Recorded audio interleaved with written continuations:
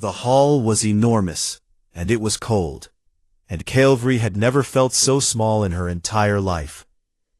She stood in the observation gallery of the Concorde Spire, a tower of glass and light that stretched above the largest space station in the known galaxy. And she watched as 4,000 species decided whether her people deserved to live. The Galactic Concorde was not a cruel place by design, at least that is what everyone always said. But Calvary had learned something important in the last several months, something that made her chest ache with a heaviness she could not shake. The galaxy was not cruel on purpose, but it was cruel all the same, and sometimes the worst kind of cruelty wore the mask of procedure and rules and polite smiles. Her people were called the Veilith. They came from a world named Sorvon, a beautiful planet of crystalline forests and deep resonance caves, where the air itself hummed with song. Because the Veilith did not speak the way most species spoke. They did not use mouths and tongues and words the way others did. They communicated through harmonic vibrations, through songs that carried meaning and memory and emotion all at once. And it was the most natural thing in the world to them, as simple as breathing. But the Concorde did not consider it language. The standard sentience metrics were a test, a checklist really, that the Concorde used to decide which species were people and which species were animals. And the test asked questions like, does the species use verbal language? And does the species demonstrate individual ego? And does the species compete for territory and resources in organized fashion? The Veilith sang instead of spoke, so the first box went unchecked. The Veilith thought of themselves as a connected whole rather than as individuals fighting for dominance, so the second box went unchecked. The Veilith shared everything and competed for nothing, so the third box went unchecked. And just like that, with the calm and quiet stroke of a digital signature, Resolution 1107 was passed, and 6 billion Veilith were declared non-sentient, declared animals, declared nothing. Calvary watched the vote happen on the massive display screen above the assembly floor, and she felt her bioluminescence flicker and dim, the soft blue-green glow beneath her skin, fading the way it always did when grief became too heavy to carry. Around her, the few Veilith representatives who had been permitted to observe, permitted the way one might permit a pet to sit in the corner of a room, stood in silence, their harmonics so low and sorrowful that the vibrations could barely be felt at all. Their son was dying. That was the reason they had come here, the reason Calvary had spent 2 years learning to translate her harmonic speech into the crude and clumsy sounds of galactic trade tongue. Sorvon's star was swelling, growing hotter and more violent with each passing month, and the scientists said they had perhaps 18 galactic months before the surface became uninhabitable. 18 months before every forest was ash, and every cave was a furnace, and every song was silenced forever. The Concorde had a program for this. Relocation aid, they called it. A system designed to help dying worlds evacuate their populations to new homes. But relocation aid was only for recognized sentient species, and as of 10 minutes ago, the Veilith were not sentient, not people, not anything at all. Calvary made herself move. She walked through the grand corridors of the Concorde Spire on her 6 limbs, her claws clicking softly against the polished floor, and she approached the first embassy she could find, the Rithari hegemony, the oldest and most powerful civilization in the Concorde. The Rithari ambassador was a tall and elegant creature draped in silver robes, and he looked down at Calvary the way one might look at a stray animal that had wandered into a banquet hall. "Please," Calvary said, and the words felt wrong in her throat, because they were not her words, not her language, just clumsy sounds she had taught herself to make. "Our world is dying. We need help. We need somewhere to go." The ambassador blinked his 4 eyes slowly and turned away without a single word. Collective next. A species known for their vast knowledge and their great libraries, and the Chaloon representative at least had the courtesy to look at her before refusing. "The resolution has been passed," the Chaloon said in a voice like rustling paper, "and we cannot intervene on behalf of a non-sentient species. It would set a dangerous precedent. I am sorry, but our hands are tied." Calvary wanted to scream that no one's hands were tied, that they were choosing this, that every single one of them was making a choice and calling it a rule. But she held her composure and moved on.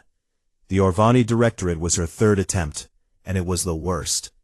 The Orvani ambassador was a squat and muscular being with a face like carved stone. And when Calvary made her plea, the ambassador actually laughed. A short and sharp sound that echoed through the marble hallway. "Animals do not petition," the Orvani said, leaning close enough that Calvary could see her own breath fogging the air. Dim reflection in his polished eyes. "They migrate or they die. That is the way of nature, little creature, and the Concord does not interfere with nature." Calvary stood in that hallway for a long time after the Orvani ambassador walked away, and she felt something inside her begin to crack. Not break, not yet, but crack, the way ice cracks before it shatters, slowly and with a sound that is almost too quiet to hear.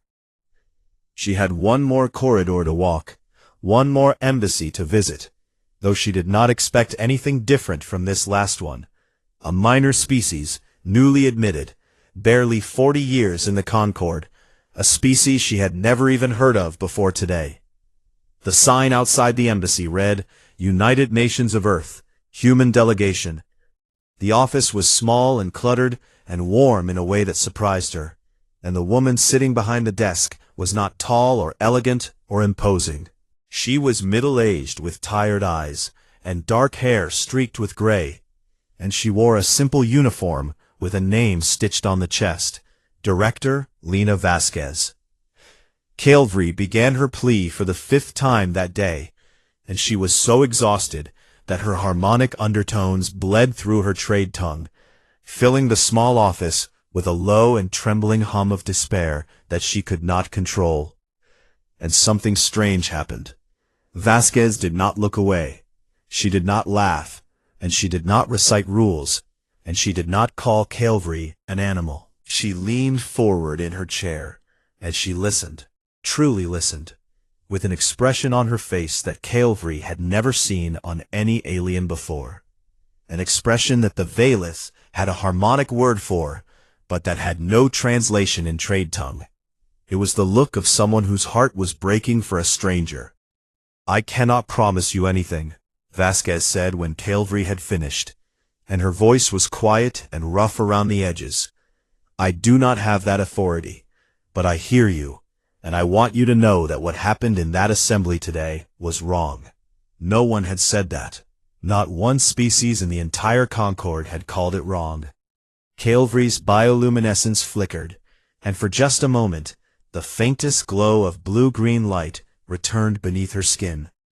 She left the human embassy and returned to her ship, carrying with her the same death sentence she had carried in, because nothing had officially changed, and her people were still doomed, and their son was still dying. But as her vessel pulled away from the Concord station, and the stars stretched into lines around her, something small and stubborn had planted itself in her chest. Something she did not dare call hope, not yet, because hope was dangerous, and she had been hurt enough for one day. Far behind her, standing at the docking port window, Director Lena Vasquez watched the Valith ship disappear into the dark, and then she sat down at her desk and opened a secure communication channel to a small blue planet on the other side of the galaxy. The message was simple, and it was short, and it would change everything. "We need to talk about the Valith immediately." The argument had been going on for 6 hours, and Director Lena Vasquez was running out of patience. She stood at the front of the United Nations Stellar Affairs Council chamber in Geneva, a circular room buried deep beneath the old city, where the most important decisions about humanity's place in the galaxy were made. and she watched the faces of the people who held the future of 6 billion lives in their hands. Some of those faces looked afraid, and she understood that. Fear was reasonable. Fear was honest. But some of those faces looked indifferent, and that was something she could not forgive. "The numbers are simple," said Counselor Park from the East Asian bloc, his voice careful and measured in the way of someone who had already made up his mind to say no.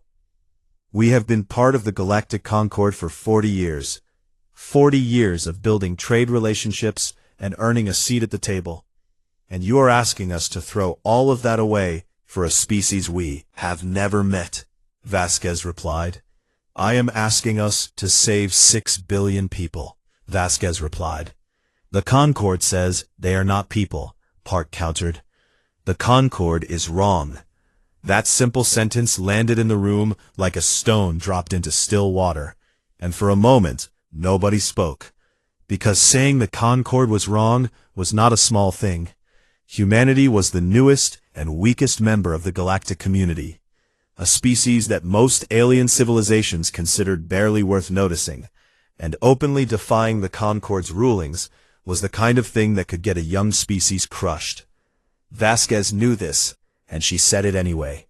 The debate continued, and she listened to every argument against the mission with a jaw that grew tighter and tighter. They spoke about trade sanctions and diplomatic isolation and military vulnerability, and every word they said was true, and none of it mattered, because there were children on Sorvon who would burn alive if no one came for them. She was about to speak again when a voice cut through the noise from the back of the chamber, a deep and steady voice that belonged to Admiral Mateo Reyes, head of the Human Frontier Fleet, a man who had spent 30 years in space and had the kind of face that looked like it had been carved from old wood by someone who did not believe in smooth edges. "May I say something?" he said, and it was not really a question. The chamber went quiet, because when Mateo Reyes spoke, people listened, not because he was loud, but because he was the kind of man who only opened his mouth when he had something worth saying. He stood slowly, his uniform creased from too many hours in a chair, and he looked around the room at every single face before he began. Period. "I have heard a lot of talk today about what we can afford and what we cannot afford. And I understand the math, I do. But I want to remind everyone in this room of something that the math does not capture." He paused, and the silence was heavy. "We were refugees once. Every single culture on this planet, every people, every nation, every family line that sits in this room today, exists because at some point in history, someone opened a door. And I will not pretend that we always opened the door, because we did not. There were times when we turned people away and let them die. And those are the chapters of our history that we are most ashamed of." His voice did not waver, and his eyes did not blink. "We know what the right choice looks like. We have always known. The question is whether we are brave enough to make it when it costs us something." The vote happened 20 minutes later. It was narrow, terrifyingly narrow, with the final count coming down to a margin of just 3 votes. But when the result was announced, Vasquez closed her eyes and let out a breath she felt like she had been holding for weeks. Operation Open Shore was approved. The plan was massive and messy, and full of problems that nobody had solutions for yet. Humanity would relocate the entire Valak species, all 6 billion of them, to a habitable moon called Elis 4 in human-controlled space, a world with breathable air and mineral-rich soil, and enough room for a civilization to start over. The logistics were staggering, and everyone knew it. They needed ships, hundreds of ships, and they needed them fast. The Fleet Command pulled every available vessel from the Frontier Patrol and began recalling old colony ships from retirement. Massive and clunky vessels that had not flown in decades, but still had engines that worked and cargo bays big enough to hold thousands of passengers. They needed medical teams trained in Valith biology, and they had none. So Vasquez ordered every xenobiologist in the human fleet to begin a crash course using the limited data the Concorde had on Veilith physiology. Data that was filed under fauna studies, because the galaxy did not believe the Veilith deserved a medical file. They needed diplomats ready to handle the fallout, because the fallout came fast. 3 days after the vote, a formal communication arrived from the Rythari hegemony, the oldest and most powerful civilization in the Concorde, and it was addressed directly to the human government with the kind of cold and polished language that powerful empires used when they wanted to remind smaller nations of their place. The message stated that harboring a non-sentient species in violation of Resolution 1107 was a breach of Concorde law, and that continued defiance could result in trade sanctions, diplomatic penalties, or further measures as deemed necessary by the Hegemony Council. Vasquez read the message twice, and then she filed it in a folder on her desk and went back to planning the evacuation. Admiral Reyes was less diplomatic about it. When his aide showed him the hegemony warning, he read it once and said, "They can file a complaint with my boot," and then went back to reviewing fleet readiness reports. The days that followed were a blur of preparation and controlled chaos. Engineers worked around the clock to retrofit human ships with atmosphere systems that could support Veilith biology. The Veilith breathed a slightly different mix of gases than humans did, and getting the ratios wrong could be fatal. And every conversion was a race against a clock that never stopped ticking. Captain Dara Okonkwo was given command of the lead ship, a retrofitted colony vessel called the Meridian, and she spent her nights reading everything humanity had ever collected about the Veilith, their biology, their culture, their harmonic communication, the structure of their families and communities. Because she believed that if you were going to save someone, you owed it to them to understand who they were. She learned that the Veilith did not have a word for stranger. Their language had no concept of it. Because in Veilith culture, every living being was already connected, already part of the song, whether they knew it or not.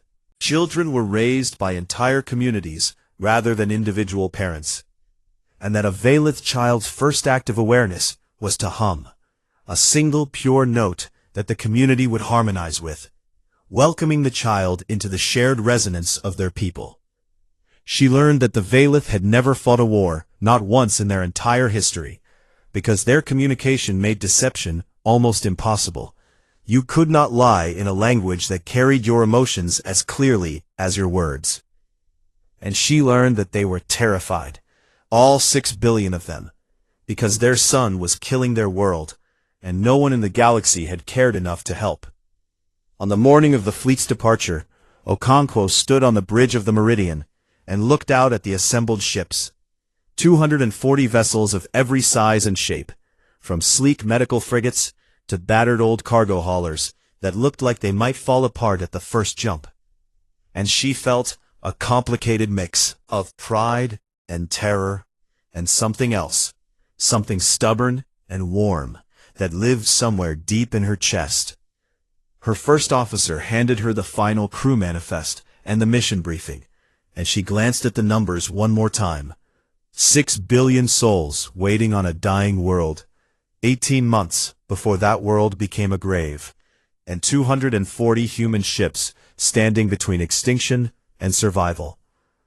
"All ships report ready, Captain," her first officer said. Okonkwo nodded and opened the fleet-wide channel, and her voice carried across 240 bridges, heard by 10,000 crew members who had volunteered for a mission that might make them enemies of the most powerful civilizations in the galaxy. "This is Captain Okonkwo. We are jumping to Sorvon. Our mission is simple. 6 billion people need to come home, and we are not leaving until every last one of them is on a ship." She paused, and when she spoke again, her voice was quieter but no less steady. "Let's bring them home." The fleet jumped, and the stars blurred, and somewhere on a dying world across the galaxy, a young Veilith named Calvary looked up at a sky that was turning the wrong color, and waited for a miracle she no longer believed in. The sky above Sorvon had not been the right color for months now. It used to be a soft violet, gentle and warm, the kind of sky that made the crystalline forests below glow with reflected light and filled the resonance caves with color.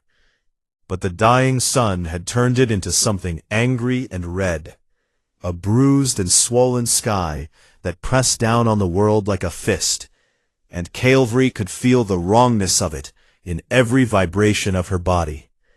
She had come home to die with her people. That was the truth of it, simple and terrible and final. After the Concord had turned them away, after every embassy had closed its doors, after hope had been ground into dust beneath the polished boots of civilizations that called themselves enlightened, Calvary had returned to Sorvon because she could not bear the thought of her people dying alone. She was standing at the edge of the great resonance plane when the ships appeared. At first, she thought it was a trick of the damaged atmosphere, a reflection or a mirage caused by the radiation storms that had been growing worse with every passing week. But then her harmonic senses picked up something that made her freeze. Engine vibrations, hundreds of them, dropping out of faster-than-light travel in a cascade of energy signatures that lit up the upper atmosphere like a second sunrise. 240 ships hung in the sky above Sorvon, and they were not Concord ships. They were human.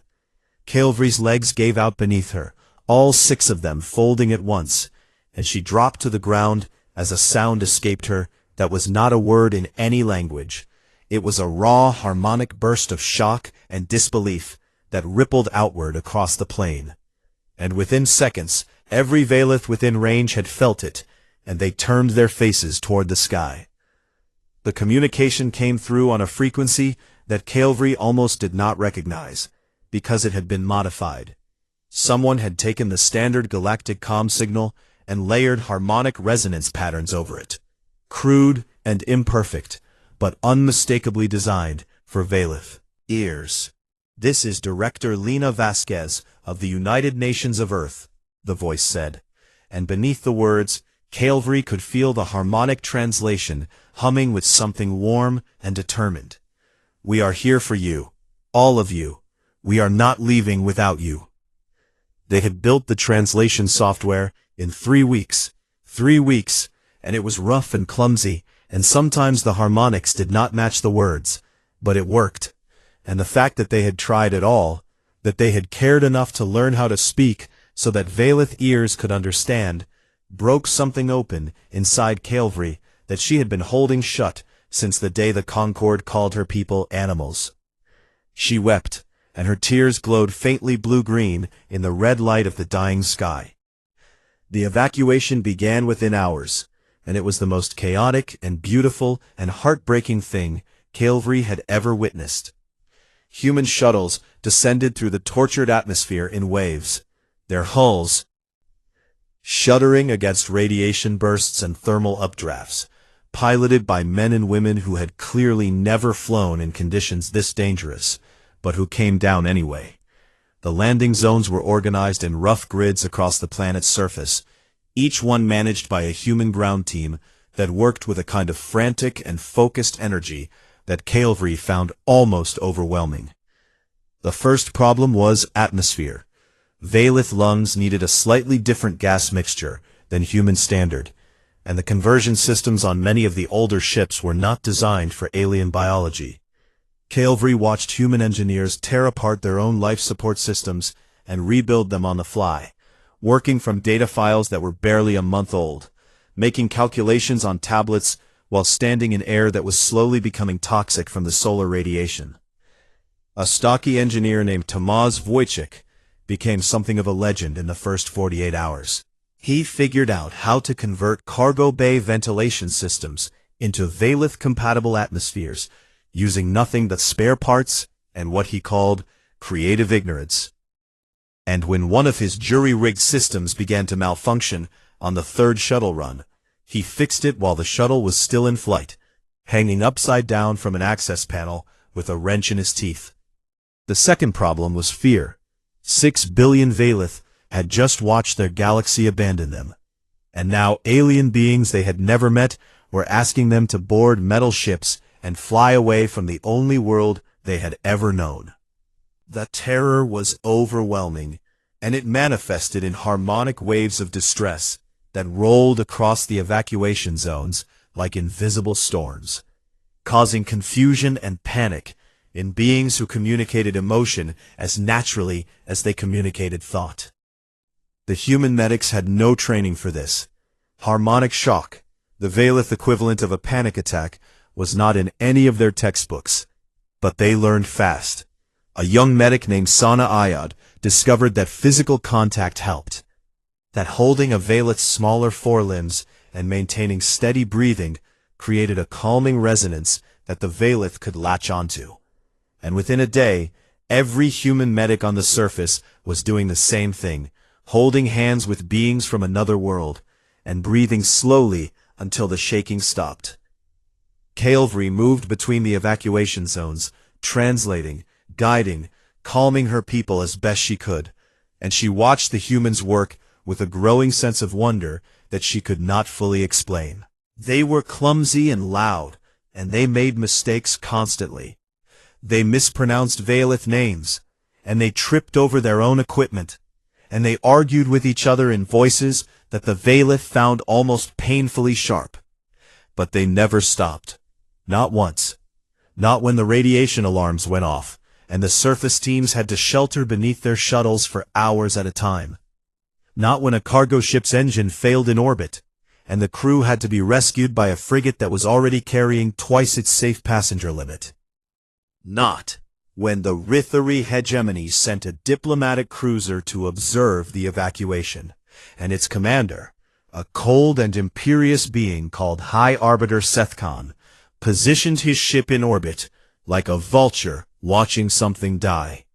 Captain Okonkwo handled Sethkon personally, and Calvary heard the exchange through the fleet's communication network. "You are making a permanent enemy of the hegemony," Sethkon said, his voice carrying the particular kind of disdain that powerful beings reserved for those they considered beneath them. "This act of defiance will not be forgotten." "Noted," Okonkwo replied, and her voice was so calm it was almost cheerful. "Now, respectfully get out of my shipping lane. I have people to move." On the 9th day, the sun betrayed them. A massive solar flare erupted without warning, far larger and far earlier than any of the models had predicted, and the radiation wave it sent toward Sorvan turned the already dangerous surface conditions into something lethal. The evacuation timeline, already tight, collapsed. What should have taken another 2 weeks suddenly needed to happen in hours. Calvary was on the surface when the alert came through, coordinating the evacuation of a resonance cave network in the southern continent, where 300,000 Valith had been sheltering. The caves were deep, and the tunnels were narrow, and the Valith inside were terrified, and Calvary refused to leave until the last transport was loaded. She stood at the cave mouth as the sky turned white with radiation, her bioluminescence blazing so brightly that she looked like a blue-green star against the darkening landscape. And she sang, not in trade tongue, not in clumsy alien words, but in her own language, in the deep and resonant harmonics of the Valith. And her song carried through the caves and the tunnels and the trembling air, guiding her people toward the shuttles with a sound that meant, "I am here, follow my voice, you are not alone." The last transport lifted off, and Calvary was not on it. She stood on the burning ground, her song still echoing, and she had made peace with the idea that this was where her story would end, on the world where it began, under a sky that was killing everything she loved, when a shuttle screamed down through the radiation storm and hit the ground so hard it bounced. The hatch blew open, and a human voice shouted through the howling wind, "Get in!" Lieutenant Yuki Tanaka had turned her shuttle around, against direct orders. diving back into an atmosphere that her instruments told her would kill her, because she had looked at the bioscanner and seen one Valith life sign still on the surface, and she had decided that she was not leaving without it.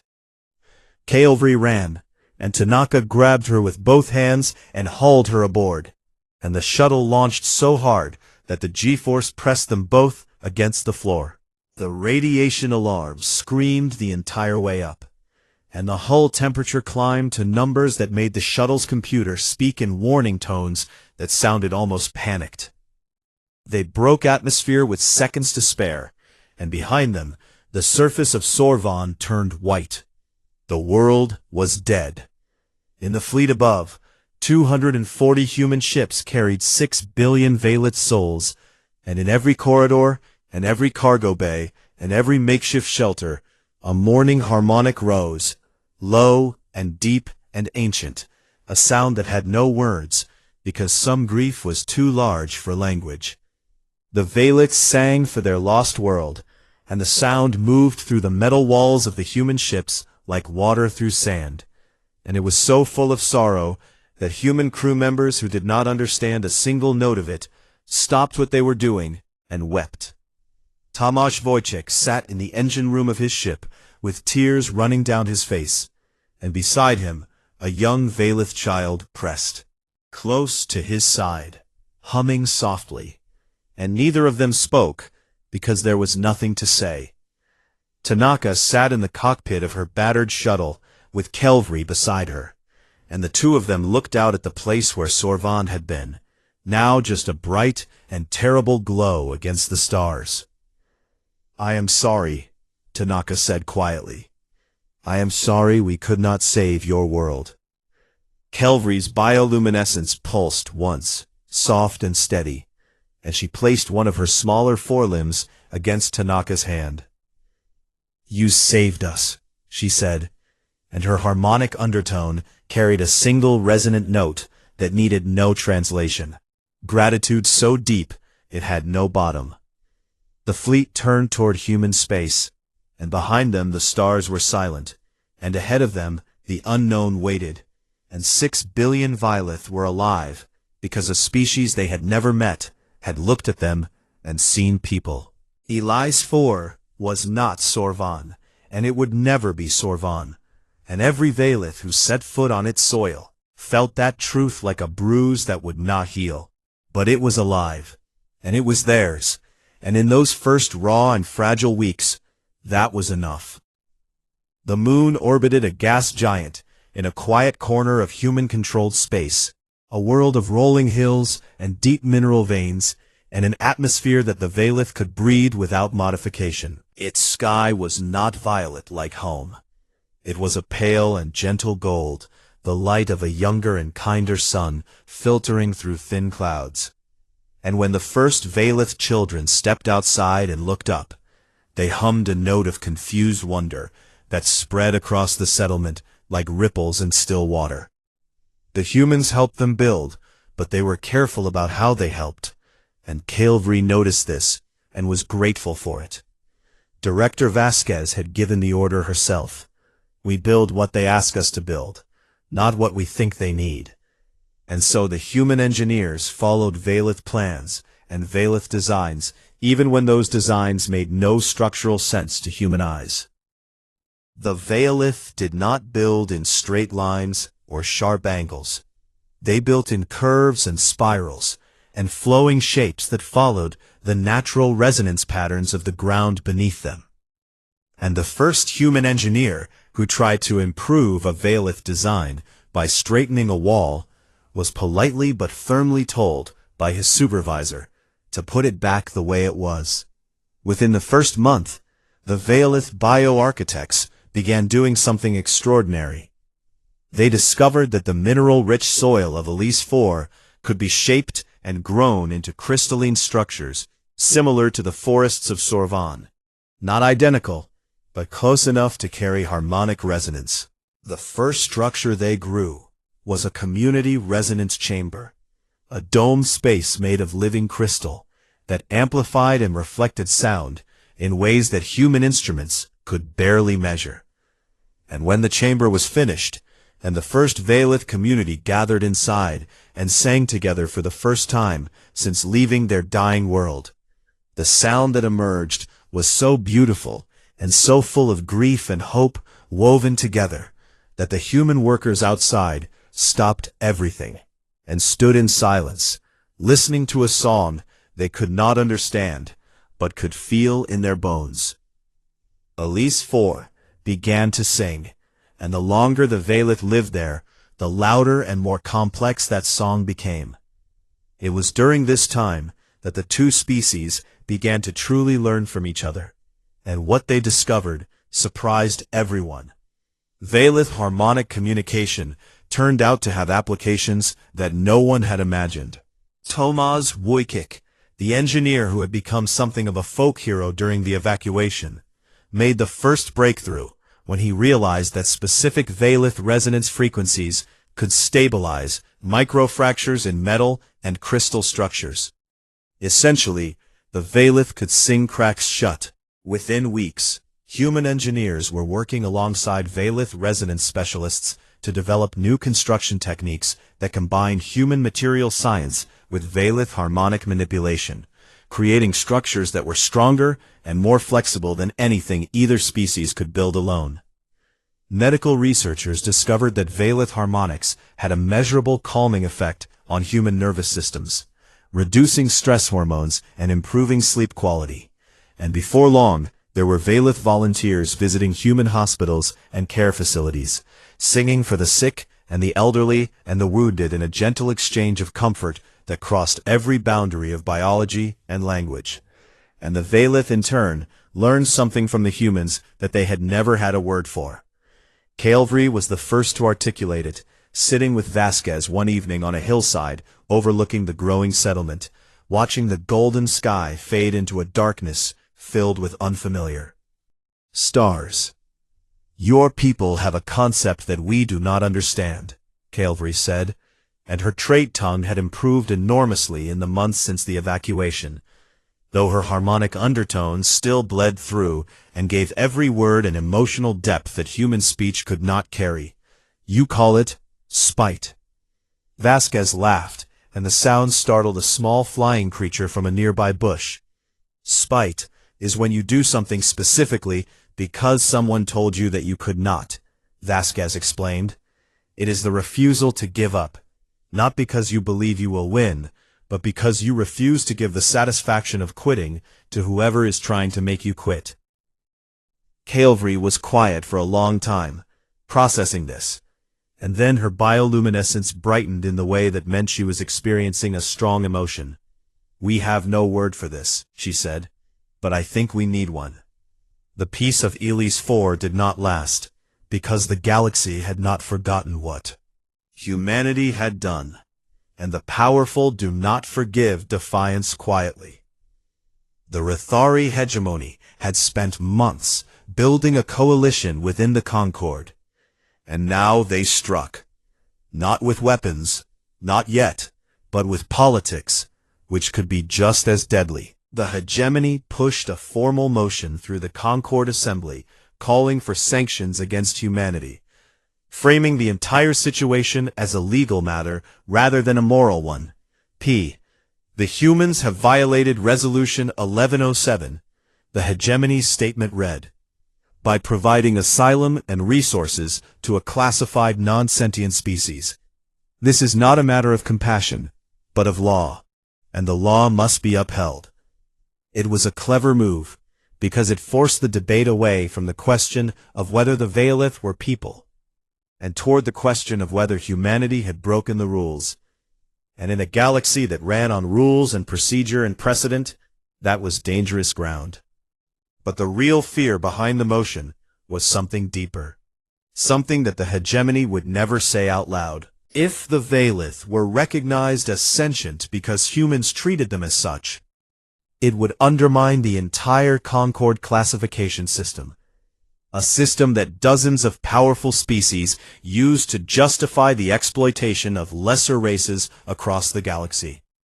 There were labor castes and servant species and entire populations classified as non-sentient who served as the invisible workforce of galactic civilization. And if the Valeth precedent stood, all of that could collapse. Quietly in the shadows of the political storm, representatives from several mid-tier Concord species began reaching out to the human delegation. They were cautious and afraid, and none of them were willing to speak publicly. But their messages all carried the same unspoken question. If you can save the Valeth, could you save ours? The Concord's ultimatum arrived on a Tuesday, because the galaxy did not care that Tuesdays were already bad enough. It was simple and it was cold. Surrender the Valeth for proper wildlife resettlement, or face full economic and military sanctions. The trade restrictions alone would cripple the human economy within a year, cutting off access to rare materials and energy sources that Earth and its colonies depended on. And the military threat behind the diplomatic language was clear enough for anyone who knew how to read between the lines. UNSAC convened an emergency session, and the fear in the chamber was real and heavy and impossible to ignore. Councillor Park, who had voted against Operation Open Shore in the first place, stood and delivered a grim assessment of what full sanctions would mean. Supply shortages, economic recession, possible conflict with a military force that outnumbered humanity's fleet by a factor of 10. We tried, Park said, and his voice was not unkind. We saved them, and that matters. But we cannot save them at the cost of our own survival. We must be realistic. The chamber murmured with agreement that tasted like ash, and Vasquez felt the tide turning in a direction that made her sick. And then the doors of the chamber opened, and Calvary walked in. She had not been invited, and the security officers at the entrance had tried to stop her, but she had walked past them with a quiet dignity that made physical confrontation feel absurd. And now she stood at the center of the most powerful room in human civilization, and looked at the people who had saved her. She spoke not in trade tongue, not in the simplified and mechanical language that aliens use to communicate across species, but in actual English, flawed and accented and full of harmonic undertones that made every word ring with emotion. A language she had spent months learning in secret, because she wanted to speak to humans in their own voice. I know what they are asking you to do, she said, and the room was so silent that the hum of the air recyclers seemed loud. They are asking you to give us back, to hand us over, to pretend that we are animals again, so that the galaxy can go back to sleep. Her bioluminescence was steady, a soft and unwavering blue-green, and her eyes moved across the chamber with a gaze that saw everything and judged nothing. You did not save animals, she said. You saved people. You looked at us when no one else would look, and you saw us. And I know that this has cost you, and I know that it will cost you more. Promise you that it will be easy or safe or painless. She paused, and when she spoke again, her harmonic undertone deepened into something that every human in the room could feel in their chest like a second heartbeat. But I can promise you this. We will stand with you, whatever comes, not because we owe you, but because that is what people do for each other. The vote happened 30 minutes later, and it was not close this time. Humanity refused the ultimatum. Vasquez sent the response herself, and she kept it short. The Valeth are under our protection. They are people, they are our friends, and they are staying. If the galaxy has a problem with that, the galaxy knows where to find us. The Rithari hegemony sent 1,200 warships, and humanity had 300. Admiral Mateo Reyes stood on the bridge of the flagship Resolute and stared at the tactical display, watching the red icons pour across the screen like blood spreading through water. And he did the math in his head, the way soldiers always do. Quietly, honestly, without pretending the numbers meant something they did not. They were going to lose. Everyone knew it, from the most senior captain to the youngest ensign running ammunition counts in the lower decks. The hegemony fleet was not just larger, it was older, more experienced, equipped with weapon systems that humanity had only read about in intelligence reports, and always hoped to never face. The Rithari had been building warships when humans were still arguing about whether the Earth revolved around the sun, and the technological gap was not something that courage or cleverness could close. But Reyes deployed the fleet anyway.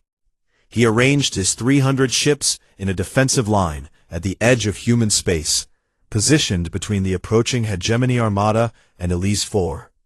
And when his communications officer asked if he wanted to send a message to command, a final message, the kind officers send when they know what is coming, Reyes shook his head. "Send it to the fleet," he said instead. "All ships, open channel." His voice carried across 300 bridges, heard by every human serving in the defense line, and it was steady and calm and completely without illusion. "I am not going to lie to you. The math is not on our side today, and everyone in this fleet is smart enough to see that. We are outgunned and outnumbered, and the ships coming toward us have been fighting wars since before our species learned to make fire." He paused, and in the silence, 300 crews held their breath. "But we are not here because we think we will win. We are here because behind us are 6 billion people who trusted us, who came onto our ships because we told them they were safe, who built a home on a world we gave them because we said it was theirs. And I will not be the man who turns around and tells them we changed our minds." He took a breath. "We fight because surrender means handing over people who believed in us. And if that is where our story ends, then it ends in a place I am proud to stand." Across the fleet, no one requested a transfer, and no one filed a protest, and no one broke formation. 300 ships held their line against 1,200, and the distance between them shrank with every passing minute. What happened next was something that no one had planned, because you cannot plan for the impossible. Calvary arrived at the Resolute with a delegation of Valith elders, and they did not come with weapons or war strategies. They came with a proposal that made Admiral Reyes stare at them for a full 30 seconds before he could form a response. "You want to do what?" he said. "We want to sing," Calvary replied.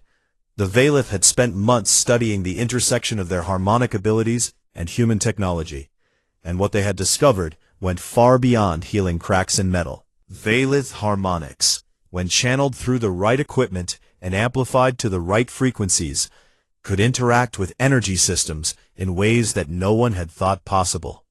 They could disrupt targeting arrays, destabilize shield harmonics, interfere with the electromagnetic fields that faster-than-light drives depended on. They could not fire a single weapon, and they did not want to, but they could make the Hegemony's weapons very, very unreliable.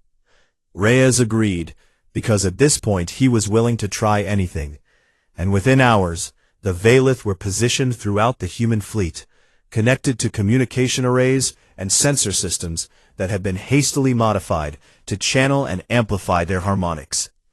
The Hegemony fleet entered weapons range, and High Arbiter Sethkon sent a final communication, a demand for immediate surrender, delivered in the same cold and contemptuous tone he had used during the evacuation of Sorvon. Never once doubted that the universe was arranged in his favor. "You have one chance," Sethkon said.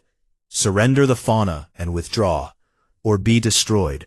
The choice is yours, humans." Reyes opened a return channel.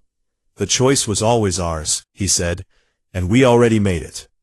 Sethkon gave the order to fire, and 1,200 warships opened up with everything they had, and nothing happened the way it was supposed to.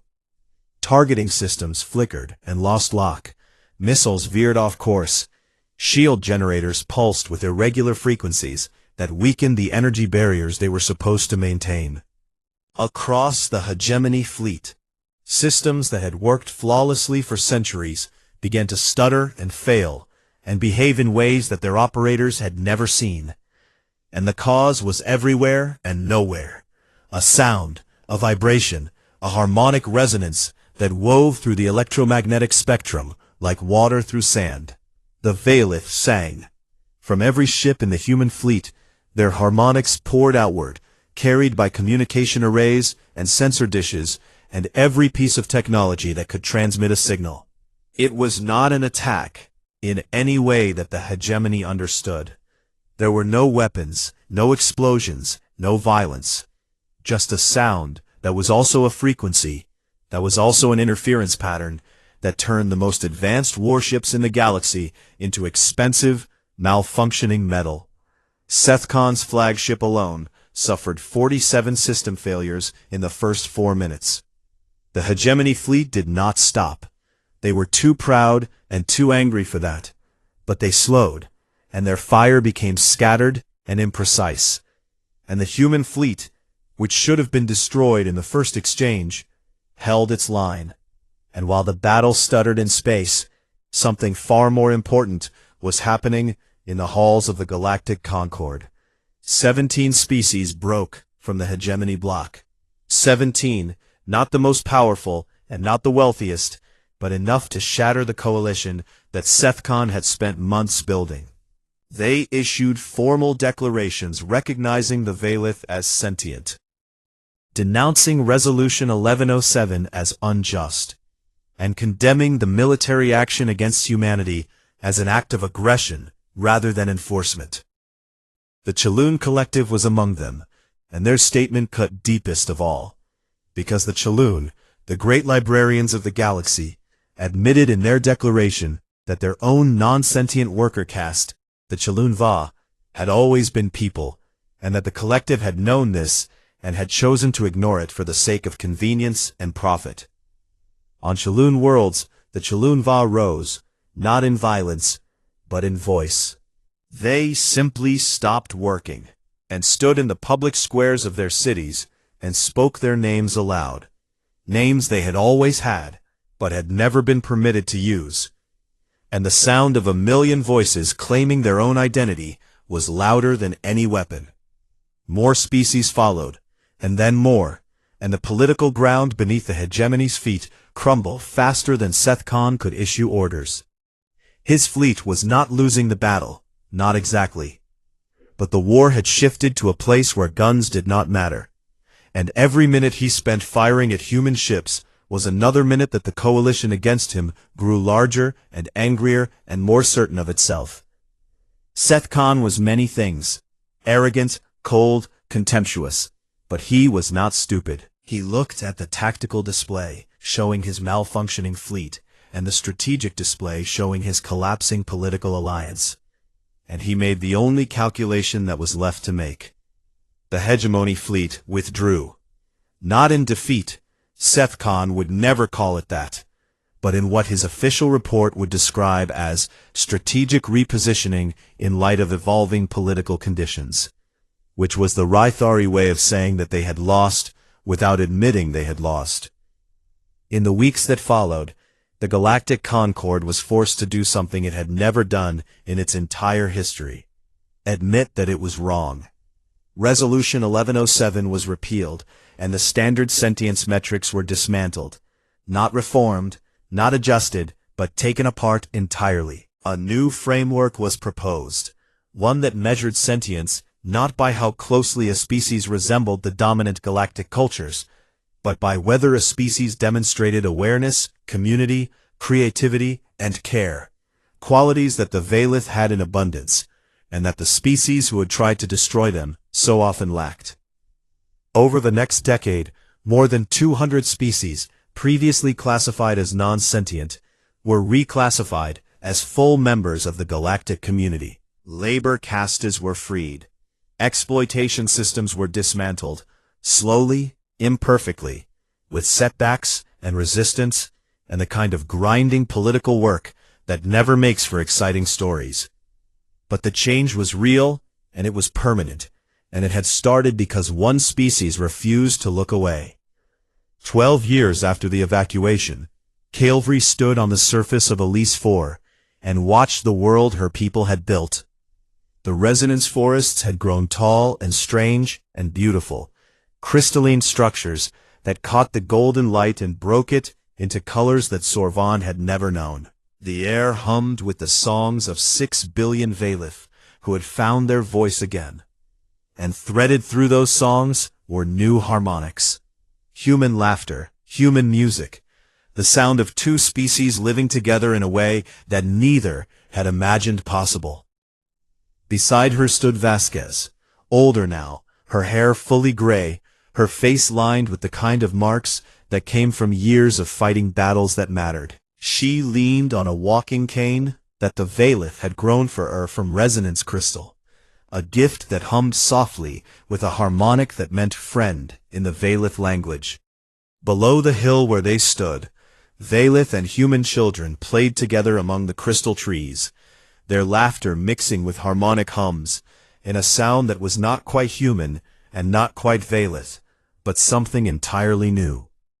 "The galaxy told us we were nothing," Calvary said, and her English was perfect now, layered with harmonic undertones that gave every word a depth and warmth that made listening to her speak feel like standing in sunlight. Vasquez looked at her, and the old diplomat's eyes were bright, with something that might have been tears, or might have been pride, or might have been both. "No," Vasquez said quietly, "you were always someone. We just had the good sense to notice." Calvary's bioluminescence flared, soft and steady, a blue-green glow that painted the golden hillside with the color of a world that no longer existed, but whose memory lived on in every song and every structure, and every child who would grow up knowing that they were people, that they had always been people, and that somewhere in the galaxy there was a species stubborn and loud and impossibly kind enough to make sure everyone else knew it too. Across the galaxy, on 100 worlds, species that had once been called animals and property and non-sentient fauna looked up at the stars with new eyes, eyes that belonged to people who finally had the right to call themselves people. And if you listened very carefully, you could hear it. The galaxy was learning to sing.